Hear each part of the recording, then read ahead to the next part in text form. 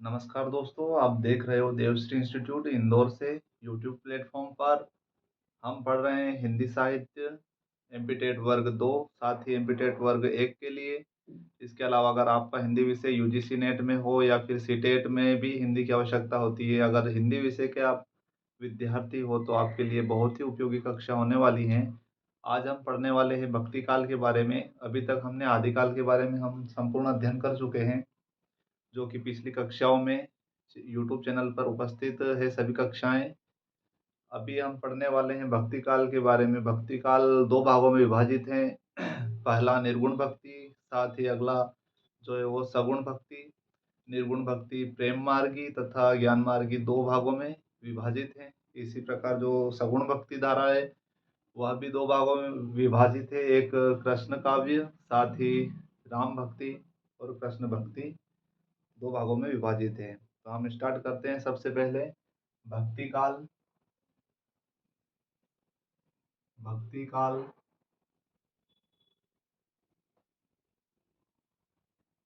भक्ति काल दो भागों में विभाजित है, जैसा कि पहला है जो निर्गुण भक्ति। निर्गुण भक्ति, साथ ही सगुण भक्ति। सगुण भक्ति निर्गुण भक्ति दो भाग में विभाजित है। ज्ञान मार्गी, ज्ञान मार्गी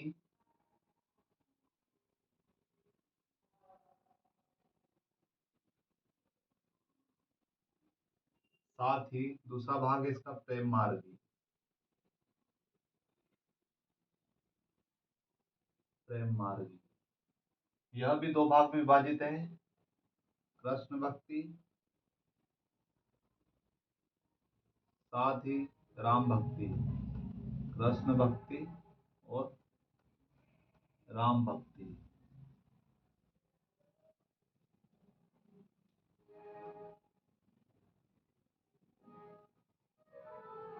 ये दो भाग में विभाजित थे निर्गुण ज्ञान मार्गी, साथ ही प्रेम मार्गी। सगुण भक्ति भी दो भाग में विभाजित है, राम भक्ति और साथ ही कृष्ण भक्ति। ज्ञान मार्गी को ये संत मार्गी भी कहा जाता है। प्रेम मार्गी को सूफी काव्य कहा जाता है। यह संत काव्य है जो ज्ञान मार्गी है। और कृष्ण भक्ति साथ ही राम भक्ति, यह आधार है भक्ति काल के। साथ ही भक्ति काल का जो विभाजन है,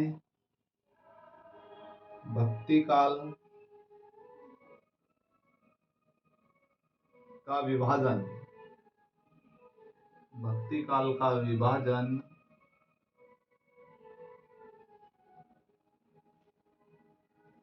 पूर्व मध्यकाल,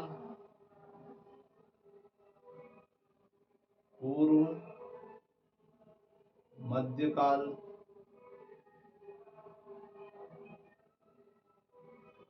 पूर्व मध्यकाल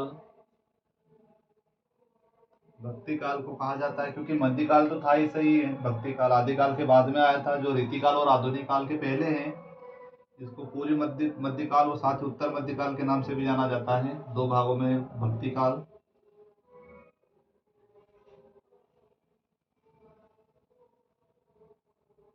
विक्रम संवत, विक्रम संवत 1375,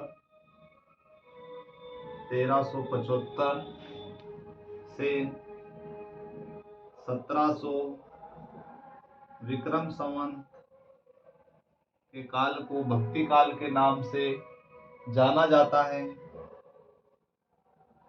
साथ ही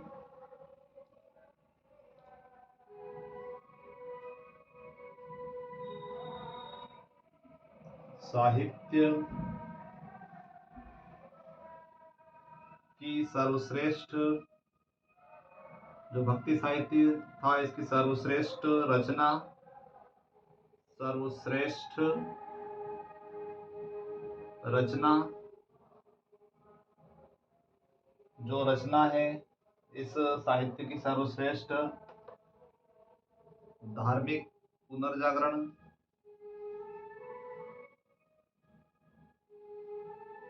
धार्मिक पुनर्जागरण इसके जो रचनाकार हैं, जो कवि हैं, वह है जॉर्ज गियर्सन। George Gierson.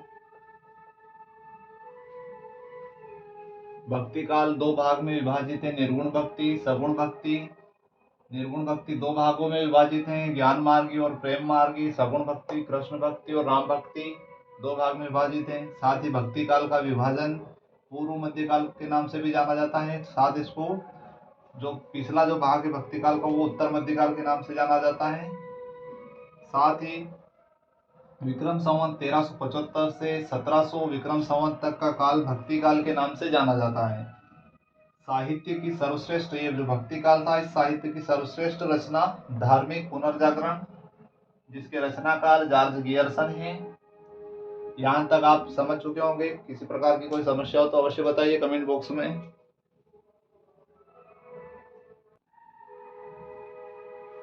भक्ति काल को जॉर्ज गियर्सन ने स्वर्ण काल के नाम से प्रस्तुत किया है, या स्वर्ण काल कहा है भक्ति काल को। यह एक महत्वपूर्ण पॉइंट है परीक्षा की दृष्टि से। भक्ति काल को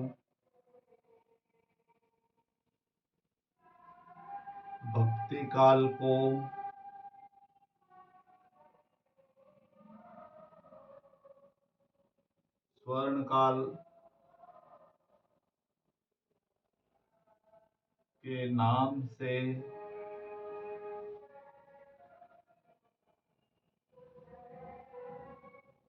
से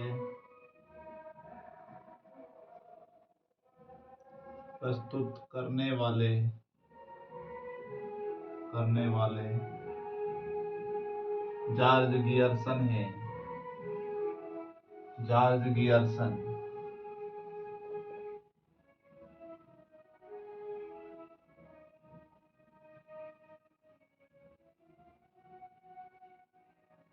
जिन्होंने भक्ति काल को स्वर्ण काल कहा है। साथ ही जो काल विभाजन है उनके बारे में हम पढ़ने वाले हैं। भक्ति काल को स्वर्ण काल के नाम से प्रस्तुत करने वाले जॉर्ज गियर्सन है। यहाँ तक आप समझ चुके होंगे। अब हम काल विभाजन, यानी कि किस कवि ने भक्ति काल को किस समय तक माना है, उनके बारे में हम पढ़ने वाले हैं। काल विभाजन।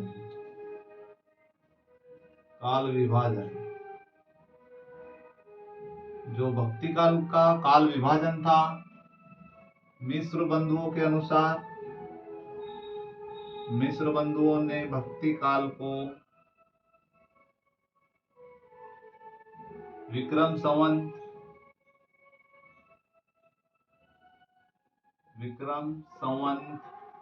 1444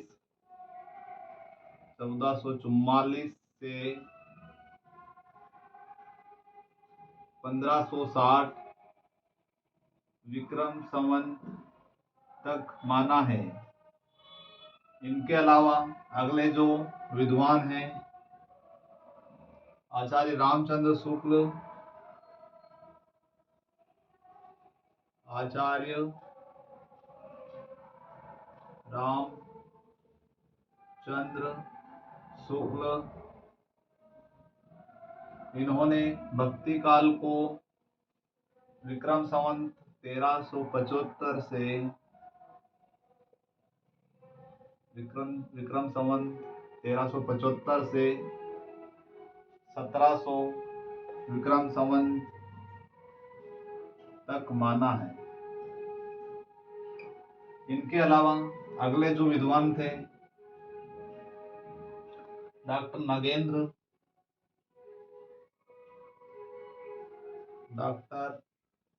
नगेंद्र, इन्होंने भक्ति काल का समय विक्रम संवत 1350 से विक्रम संवत 1350 से 1650 तक, 1650 विक्रम संवत तक माना है।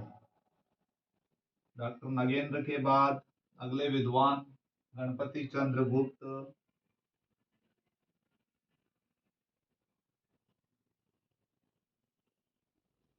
गणपति चंद्र गुप्त, इन्होंने भक्ति काल का समय विक्रम संवत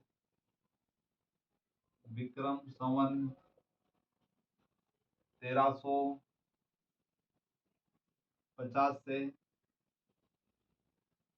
विक्रम संवत 1350 से 1500 विक्रम संवत तक माना है।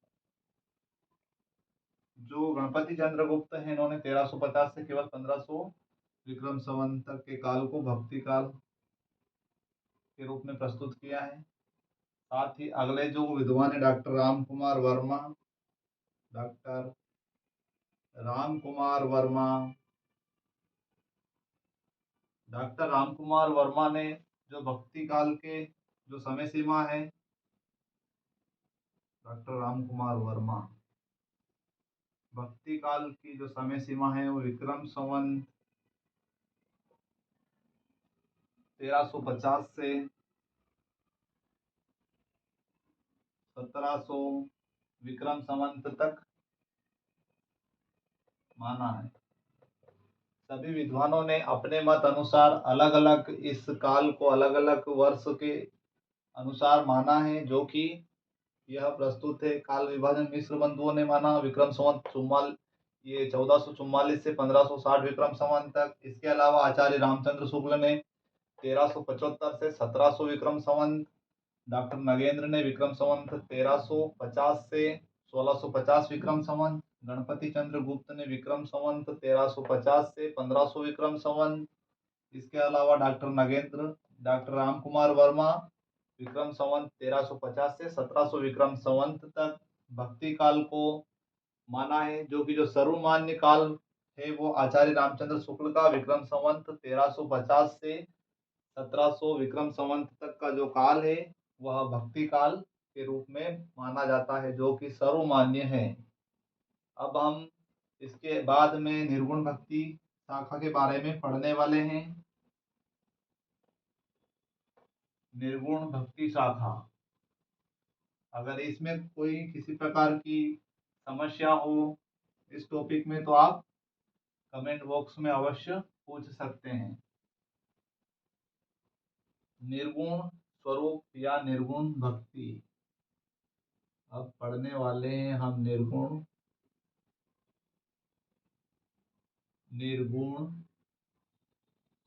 भक्ति, निर्गुण स्वरूप या निर्गुण भक्ति, निर्गुण स्वरूप या निर्गुण भक्ति। निर्गुण भक्ति का अर्थ है, निर्गुण का अर्थ है कि जो दिखता नहीं है और विश्वास करते हैं जो भगवान पर लेकिन भगवान को उन्होंने देखा नहीं, वो मानते हैं कि भगवान है नहीं पर मानते जरूर हैं, उसी को निर्गुण कहा जाता है।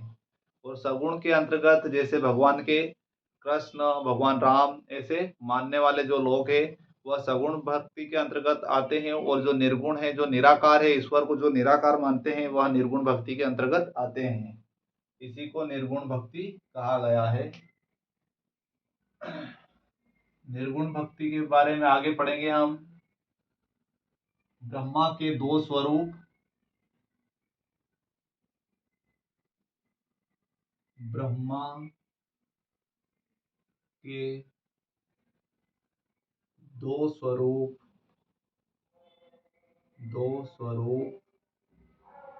निर्गुण भक्ति, ब्रह्मा के दो स्वरूप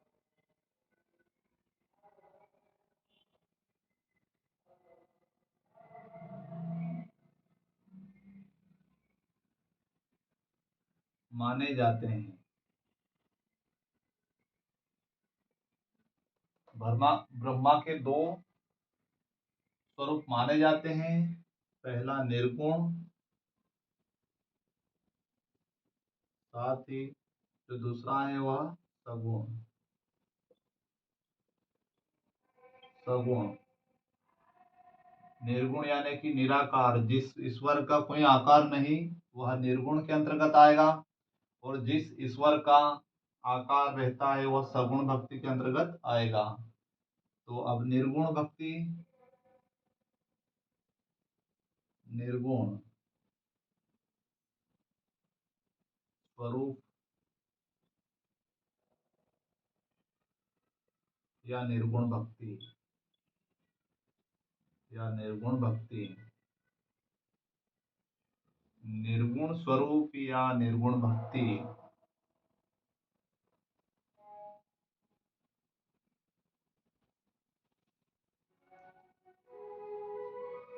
निर्गुण भक्ति शाखा में निम्न अवधारणा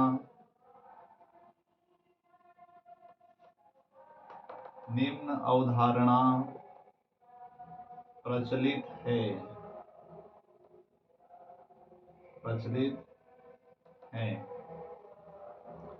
निर्गुण स्वरूप या निर्गुण भक्ति, ब्रह्मा के दो स्वरूप माने जाते हैं, निर्गुण तथा सगुण। निर्गुण यानी कि निराकार, सगुण यानी कि आकार वाले। निर्गुण स्वरूप या निर्गुण भक्ति के बारे में हम पढ़ रहे हैं। निर्गुण भक्ति शाखा की निम्न अवधारणा है जो हम पढ़ने वाले हैं अभी।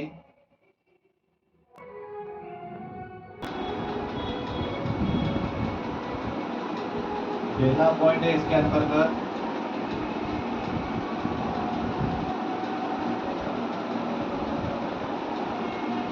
इसमें ईश्वर के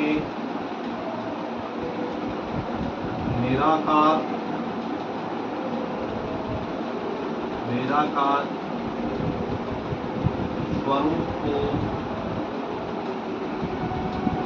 स्वरूप को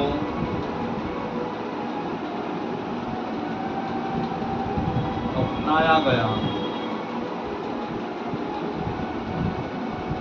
साथ ही जो अगला पॉइंट है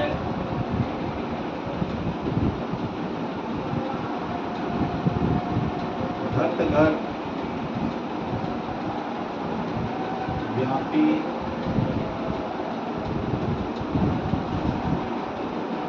ईश्वर की कल्पना की गई। जो निर्गुण शाखा में निम्न अवधारणा प्रचलित थी, जो कि इसमें ईश्वर के निराकार स्वरूप को अपनाया गया, साथ ही घट घट व्यापी ईश्वर की कल्पना की गई। इसके बाद गुरु की जो महिमा थी, गुरु की महिमा को विशेष महत्व दिया गया।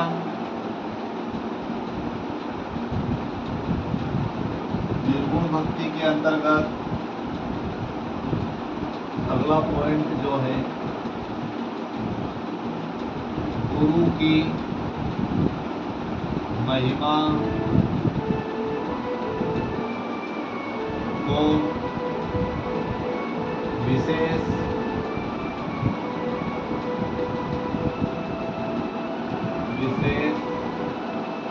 महत्व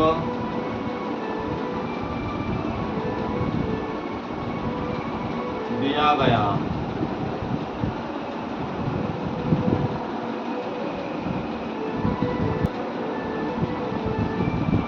इसके साथ ही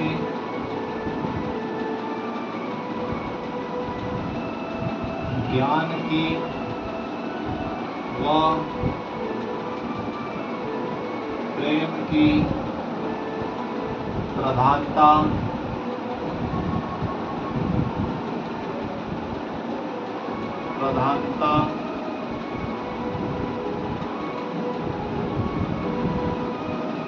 ज्ञान की व प्रेम की प्रधानता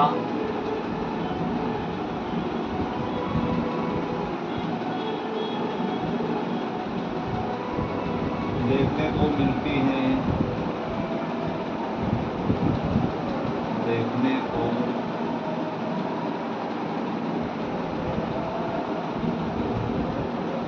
मिलती है, साथ ही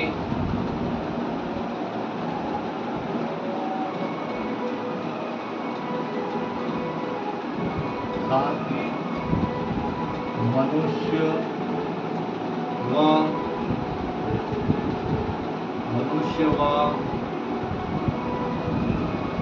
पशुओं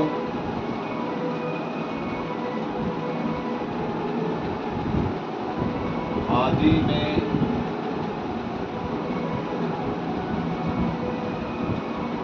ईश्वर की कल्पना की गई।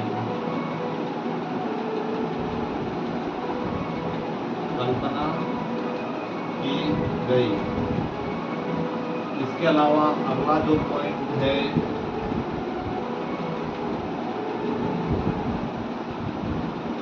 इसके अंतर्गत संत व सूफी कवि का प्रचलन देखने को मिलता है या प्रचलन था। साथ ही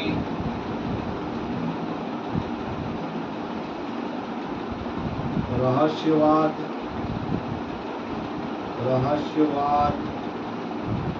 व माधुर्य भाव का प्रचलन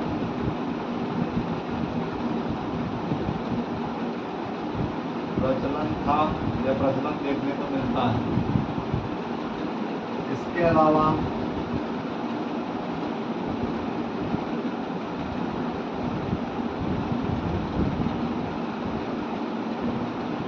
धार्मिक पाखंड व कर्मकांड का घोर विरोध किया गया। कर्मकांड का खंडन या विरोध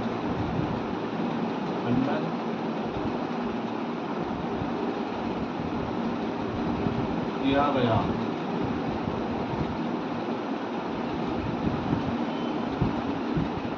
गुरु की महिमा को विशेष महत्व दिया गया। इसके अंतर्गत ज्ञान की व प्रेम की प्रधानता देखने को मिलती है। निर्गुण भक्ति शाखा के अंतर्गत मनुष्य व पशुओं आदि में ईश्वर की कल्पना की गई। इसके अलावा संत व सूफी कवि का प्रचलन था। रहस्यवाद व माधुर्य भाव का प्रचलन था। धार्मिक पाखंड व कर्मकांड का खंडन किया, यानी कि धार्मिक पाखंड और जो कर्मकांड पर इस काल के कवि विश्वास नहीं करते थे। धार्मिक पाखंड और कर्मकांड का घोर विरोध करते थे। अब संत कवि हम आगे पढ़ने वाले हैं। संत कवि जिन्हें ज्ञान मार्ग के नाम से जाना जाता है या ज्ञान मार्गी कवि भी कहा जाता है। संत कवि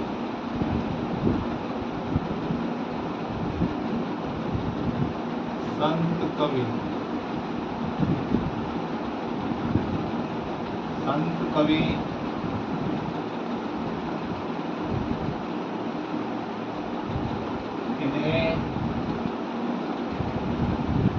ज्ञान मार्गी कवि भी कहा जाता है।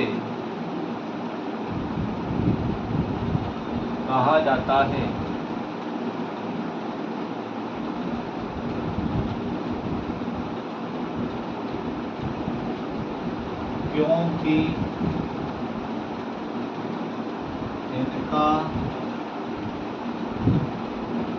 मानना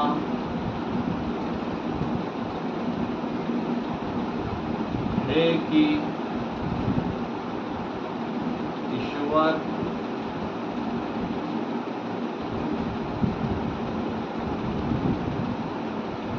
ईश्वर की प्राप्ति,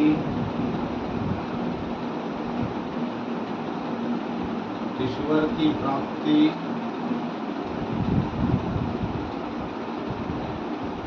ज्ञान के द्वारा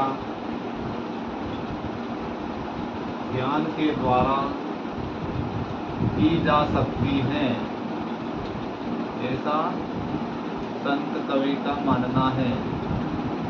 की जा सकती है।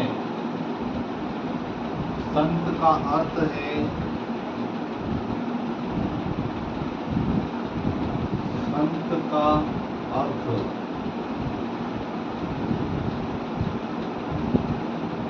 संत का अर्थ है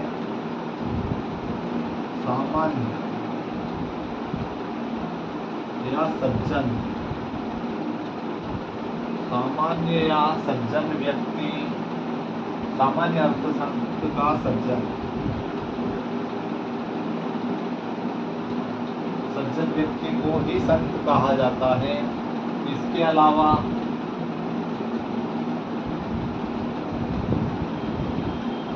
पीताम्बर दत्त के अनुसार संत शांत, पीताम्बर दत्त के अनुसार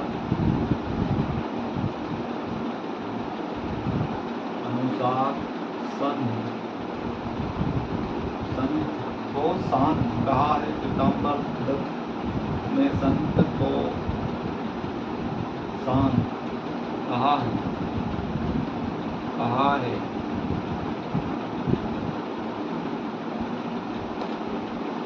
साथ ही इनके अलावा तुलसीदास के अनुसार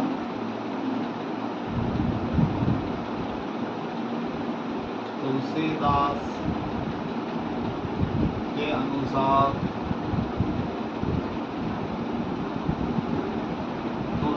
के अनुसार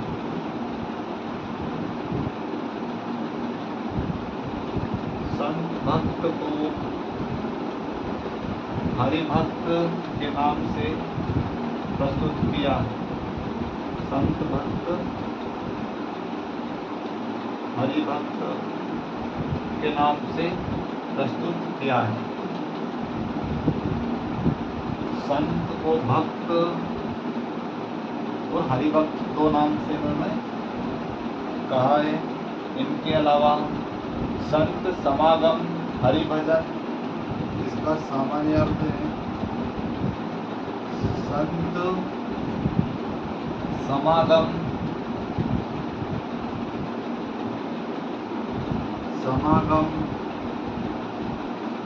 हरिभजन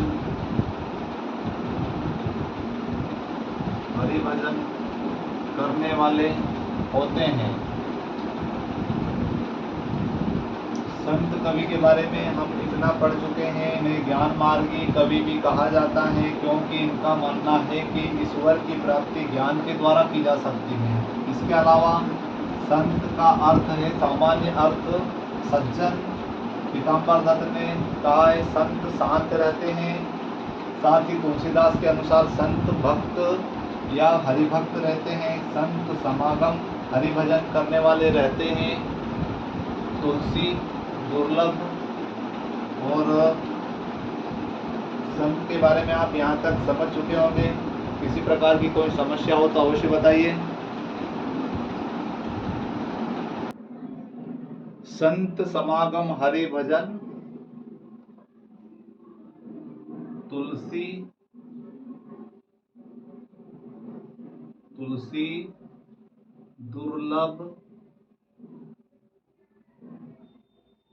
दुर्लभ दोय,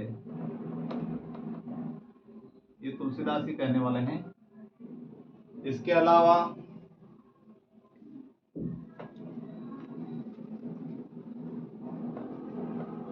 निर्गुण भक्ति के अंतर्गत जो सूफी काव्य थे वह प्रेम मार्गी से संबंधित थे, और जो संत थे यह ज्ञान मार्गी से संबंधित है। यहाँ तक आप समझ चुके होंगे अच्छे से। अब हम पढ़ने वाले हैं परशुराम चतुर्वेदी ने संत के बारे में क्या कहा है, पर आज का समय हो चुका है उसके पहले, इसलिए आज की कक्षा को यहीं पर विराम दिया जाता है। अगर कक्षा अच्छी आपको लगी हो तो कक्षा को लाइक और कमेंट अवश्य करिए। साथ ही चैनल को सब्सक्राइब नहीं किया हो तो इसे भी सब्सक्राइब करिए। धन्यवाद।